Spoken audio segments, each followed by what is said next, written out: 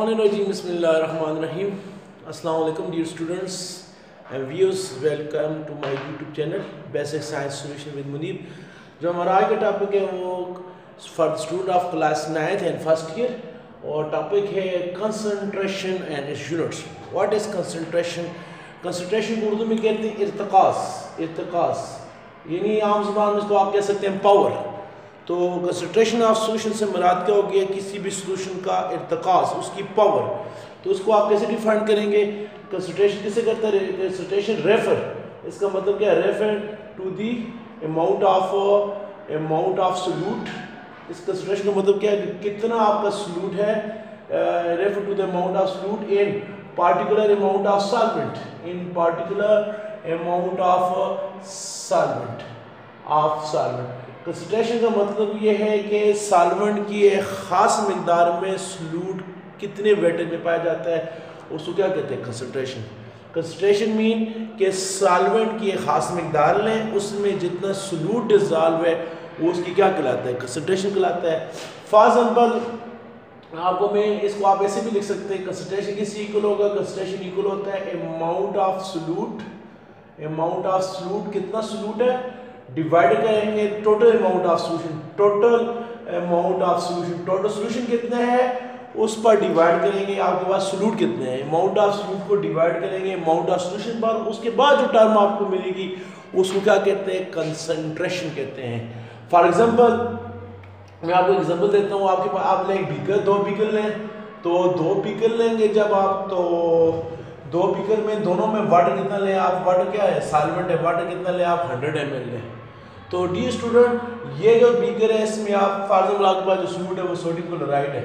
Sodium chloride आप डालते हो 5 ग्राम. इसके अंदर आप सोडियम क्लोराइड डालते हो कितना? 10 ग्राम.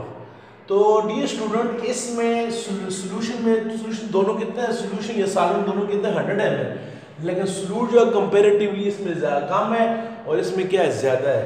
तो इन अदर वर्ड इस सोल्यूशन की कंसंट्रेशन कम है और इस सोल्यूशन की कंसंट्रेशन क्या है? ज़्यादा है.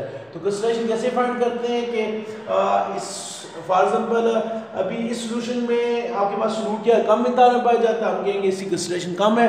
और यहाँ जो सोल्यूट की मिकदार ज़्यादा मिकदार में पाई जाएगी, हम कहेंगे कि इसकी जो कंसंट्रेशन है वो क्या है? ज़्यादा है. तो डी स्टूडेंट वो सोल्यूशन जिसमें सोल्यूट की अमाउंट कंपेरेटिवली कम हो उसको हम कहते हैं डाइल्यूट सोल्यूशन. इस सोल्यूशन को हम कहते हैं डाइल्यूट सोल्यूशन. और अगर इसमें सोल्यूट की अमाउंट ज़्यादा है इसकी बनिस्बत, इसको आप क्या कहेंगे? Concentrated solution. तो ये हो गया डाइल्यूट सोल्यूशन, ये हो गया कंसंट्रेटेड सोल्यूशन. वो सोल्यूशन जिसमें सोल्यूट की मिकदार कम है वो डाइल्यूट हो गया, जिसमें सोल्यूट की मिकदार ज़्यादा है उसको हम क्या कहेंगे? कंसंट्रेटेड सोल्यूशन कहेंगे. ठीक हो गया डी स्टूडेंट. अभी एक और सोल्यूशन आप ले लें फॉर एग्जाम्पल. तो उसमें आप वाटर लें 100 ml लें, लेकिन सोल्यूट आप डालते हैं 20 ग्राम. अब ये वाला जो 10 ग्राम वाला था इसकी बनिस्बत तो कंसंट्रेटेड है, लेकिन 10 ग्राम इसमें आपने डाला है वो 20 ग्राम वाले की बनिस्बत क्या है? डिल्यूट है. यानी ये कंपेरेटिवली डिग्री है. अगर आप 5 और 10 वाले को कंपेयर करेंगे तो 5 वाला डिल्यूट है, 10 वाला कंसंट्रेटेड है. अगर आप 10 वाले को 20 के साथ कंपेयर करेंगे फिर 10 वाला डिल्यूट बन जाएगा, 20 वाला क्या बन जाएगा? कंसंट्रेटेड बन जाएगा. तो कंसंट्रेशन एक कंपेरेटिव डिग्री है. वो सोल्यूशन जिसमें सोल्यूट ज़रा कम होगा दूसरी की बनिस्बत वो डाइल्यूट है, उसको हम डाइल्यूट को कहते हैं, हम उर्दू में कहते हैं हल्का सोल्यूशन. और दूसरा जिसमें सोल्यूट ज़्यादा मिकदार में होगा हम उसको क्या कहते हैं? Concentrated solution. इसकी एग्जांपल क्या है जी? उसके अलावा फॉर एग्जांपल आप चाय बनाते हैं, तो चाय आप दूध भरी चाय बनाते हैं, तो दूध भरी चाय में जो आपका दूध है उसकी मिकदार ज़्यादा है, उसको आप कहेंगे ये कंसंट्रेटेड सोल्यूशन है. और जो आप जब दूसरे चाय बनाते बाद आप दूध के साथ पानी भी डाल लेते हैं वो क्या हो जाएगा? डाइल्यूट हो जाएगा.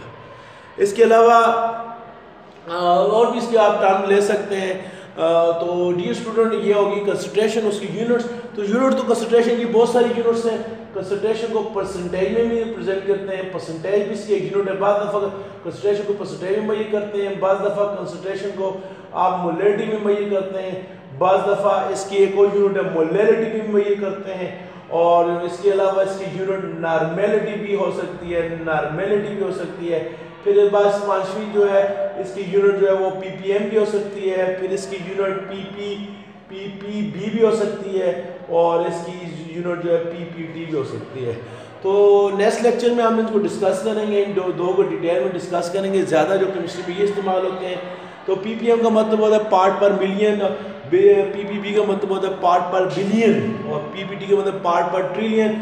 ये तीनों उस वक्त होते हैं जब आपका सॉल्यूट क्या हो, वेरी डिल्यूट हो, जब आपका सॉल्यूशन क्या हो, वेरी डाइल्यूट हो, तो उसके लिए आप ये वाली टर्म इस्तेमाल करते हैं, पीपीएम, पीपीबी और पीपीटी।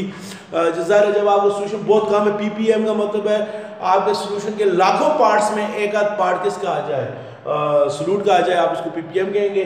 और अगर उसमें लाखों सॉल्यूशन में, करोड़ों में अगर उसके एक दो मॉलिक्यूल्स हैं, तो आप उसको पीपीबी मेजर करेंगे।